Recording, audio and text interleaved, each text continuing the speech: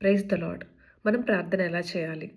ఎవరైతే దేవుని యందు విశ్వాసం ఉంచుతారో, వారు ఇప్పుడిప్పుడే దేవునిలో ఎదుగుతున్నారో, అన్ని జనులుగా ఉండి ఇప్పుడిప్పుడే వారు దేవునిలో ఎదుగుతున్నారో, వారికి ప్రార్థన ఎలా చేయాలి అనేది వారికి తెలియకపోవచ్చు.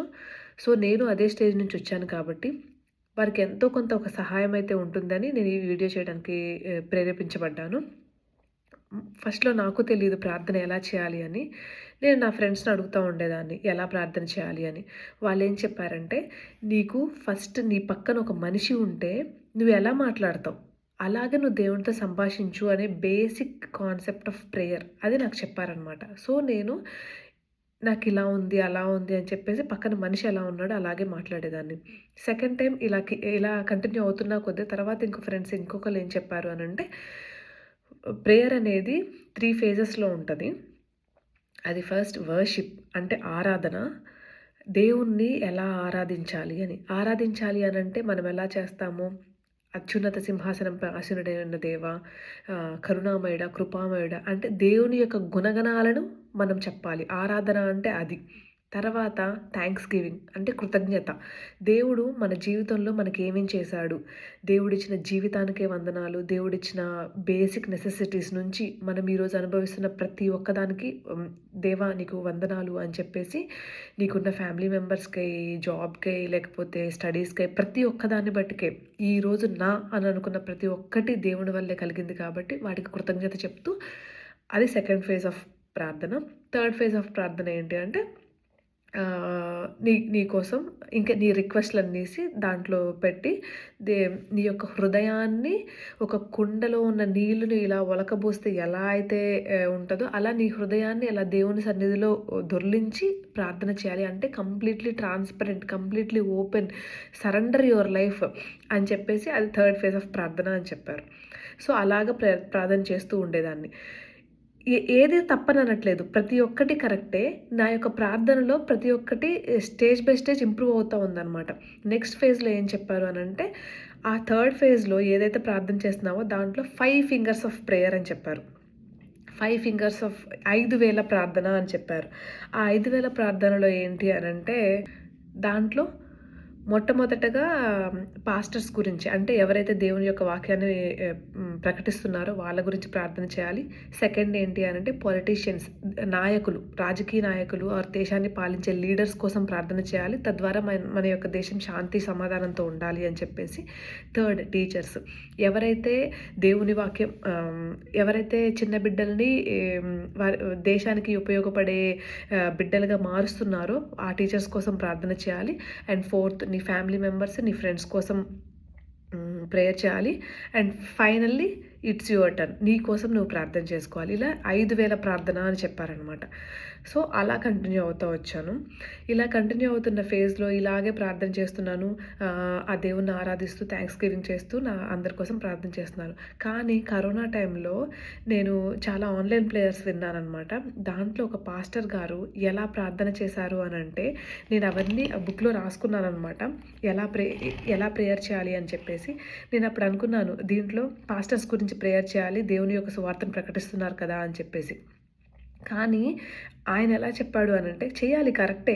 దాంట్లో ఇంకా డివైడ్ చేసి pastors, evangelist, prayer warriors, musicians, singers, volunteers, sponsors, childrens and youth ఇలా సభలు, పరిచర్యలు, సేవా కార్యక్రమాలు వీటన్నిటి కోసం ప్రార్థన చేయాలి అని చెప్పారు. మనం అనుకుంటాము జాబ్ వచ్చే వాళ్ళ గురించి ప్రార్థన చేయాలి. ఫర్ ఎగ్జాంపుల్ ఇలా అనుకున్నామనుకో, ఆయన దాంట్లోనే జాబ్స్ గురించి మనం ఆలోచించినప్పుడు police department, fire department, health department, municipality department, farmers, banking department, teaching department, పోస్టల్స్, lawyers, judges, సైంటిస్టులు, ఇంజినీర్స్, ఎలక్ట్రికల్ డిపార్ట్మెంట్, జైల్లో అధికారులు and politicians, ministers, ministry people, soldiers, transport department, ప్రయాణాలు చేసేవాళ్ళు ఒక్కళ్ళు కాదు, ఇలా ఈ ప్రతి ఒక్క డిపార్ట్‌మెంట్ గురించి కూడా ఒక్కొక్క నిమిషం ప్రార్థన చేసేవాడు దాంట్లో.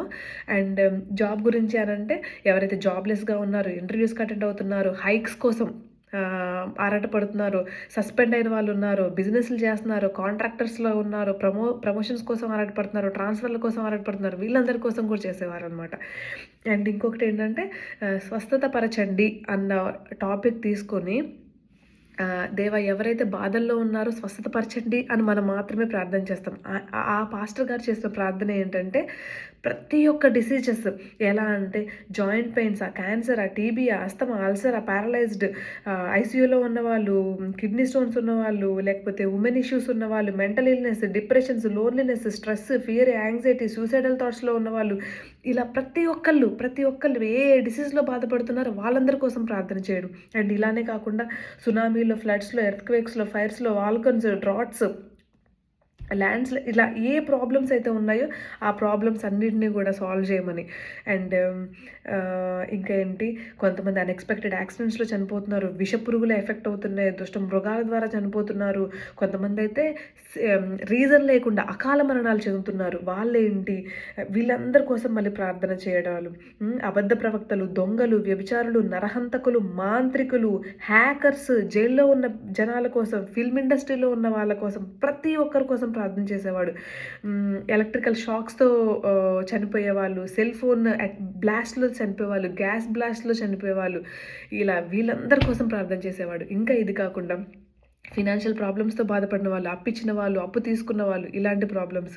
ఇంకా ఎవరైతే ఇల్లు కట్టుకోవాలనుకుంటున్నారో వారి కోసం ప్రార్థన, పెళ్లి చేసుకోవాలనుకుంటున్నారు అండ్ పెళ్లి చేసుకున్న తర్వాత కూడా వారికి ఏమన్నా ఇష్యూస్ ఉంటే, హస్బెండ్ అండ్ వైఫ్ మిస్‌అండర్‌స్టాండింగ్స్ ఉంటే, లేకపోతే కలిసి ఉండకపోతే, లేకపోతే ఎవరైనా డివోర్స్ తీసుకునే ఆలోచన ఉంటే వాళ్ళందరి కోసం.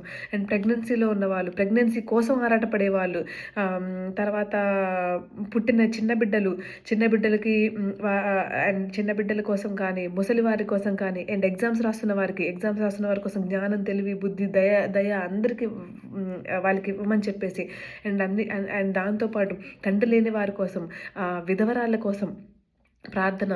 అండ్ చైల్డ్ లేబర్‌లో ఉన్నవాళ్ళు, ఇంకా చైల్డ్ లేబర్ అంటే తెలుసు కదా, ఇంకా వయసు చిన్నదైనప్పటికీ కూడా ఇంకా వర్క్ చేసేవాళ్ళనమాట. వికలాంగులు, ఇంకా చదువుకోవడానికి అర్హత లేకుండా ఇంకా అటు ఇటు తిరుగుతూ ఉంటారు వాళ్ళు, ఓల్డ్ పీపుల్, చివరికి నపుంసకులు, ఇలా ఒకటి కాదు, రెండు కాదు, ప్రతి ఒక్కరిని ఇంక్లూడ్ చేసి ఆయన చేసిన ప్రార్థన. ఎందుకంటే కరోనా టైం అనే కాదు, ఇది ఎప్పుడైనా చేయాల్సిన ప్రార్థన అనమాట.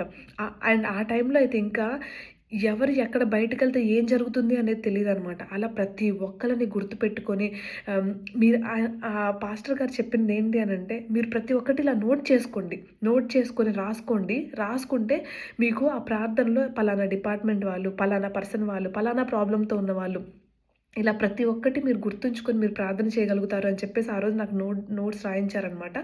ఆ నోట్స్ ప్రకారం మనం అలా ప్రార్థన చేయాలి అని. నేను అసలు ఎక్స్‌పెక్ట్ చేయలేదు. ప్రార్థన అంటే ఇలా రిక్వెస్ట్ చేయాలి, ఇలా ప్రతి ఒక్కరి కోసం ప్రార్థన చేయాలి, ఆ ప్రార్థన భారం కలిగి ఉండాలి అని అప్పుడు నేను తెలుసుకున్నాను. అప్పుడు పాస్టర్ గారు చెప్పిన ఒక మాట ఉంది. యెహోవా యందు భయభక్తులు కలిగి ఉండుట జీవపు ఊట, అది మరణ పాశంలో నుండి విడిపించును అని. అవును, ఆ సమయంలో మరణానికి భయపడి ఎంతమంది చాలా జాగ్రత్తగా ఉన్నారు. అవును, దేవుని వాక్యం నిజమే. దేవుని వాక్యం మరణ పాశంలో నుండి విడిపించును. దేవుని వాక్యం ఆశ్రయ దుర్గము. ఆయనే మనకు కేడెము, రక్షణ దుర్గము.